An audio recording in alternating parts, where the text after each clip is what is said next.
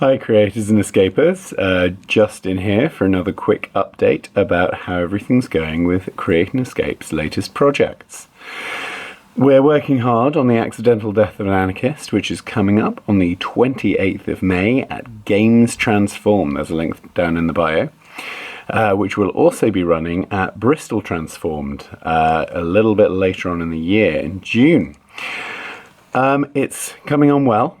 We've got a little cell. We've got some railway tracks. We've got a UV torch. We've got all sorts of interesting things that I can't possibly leak to you exactly how they're all going to play into the theme. But we've been thinking a lot about mixing it up. In an escape room, there are lots of different types of puzzle that test different types of intelligence and different skills. It's always a good idea to include lots of different types of puzzle to challenge people in different ways and appeal to the strengths and weaknesses of different team members. There are lots of different ways you could divide them up, but this is the system we use at Create and Escape. There is the Find puzzle, where you locate objects or numbers in the room which may be hidden. For example, a key hidden under the welcome mat. There's lateral thinking. Use imaginative association to work out the relationship between two or more seemingly unrelated things. For example, you could use the colours of the wallpaper in a room to decide which order to flick some coloured switches. There's applied thinking. Logically apply something you've been told to solve a puzzle. For example, you're told to look for the one painting in a gallery that is a landscape, is less than 10 years old, and contains more trees than clouds. And that painting has the correct code written on the back. There is the Interpret puzzle. So you use something, whether information or an item, to work out how to use seemingly random data. For example, a clue mentions an historical battle, and players use a timeline to find the year that battle happened. Without the clue, they would just have a long list of dates and not have any idea which to use as a code. There is the Decipher puzzle. If you work out information from something standing in for numbers or letters.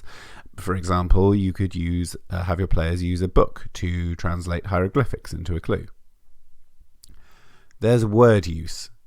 Solve the puzzle by associating words with a solution.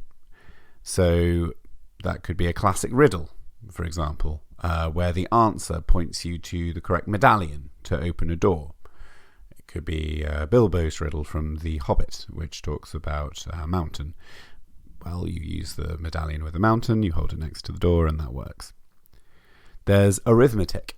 Players must use mathematics to solve the puzzle. For example, you could find 4 playing cards. The Joker would tell you to count your diamonds, divide by your hearts, add spades, and then subtract clubs. And the 4 digits you'd get from those 4 processes would give you your 4 numbers. There's a tool puzzle. Use a given tool correctly to solve a puzzle. So, for example, the players find a fishing line with a ring on the end of the line.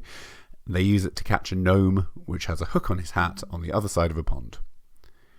Finally, there's mechanical, which is similar to tool, but not quite the same. Here you have to operate a machine correctly to find the puzzle. So the emphasis isn't on finding a tool that you can then use. It's on knowing how you're supposed to use a fixed bit of equipment. For example, the players might use handles to roll a capsule out of a neon ball maze.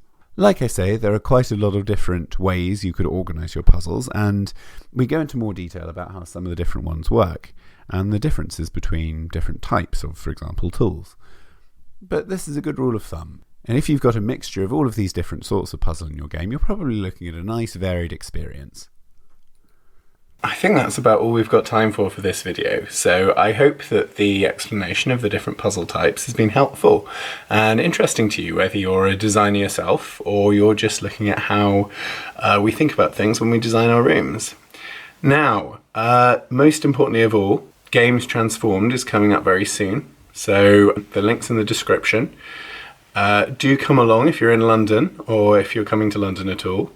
And look out for our game, The Accidental Death of an Anarchist, at Bristol Transformed on Saturday the 17th of June as well. Until next time, see you later. And don't forget to ask yourself, Where would you create an escape?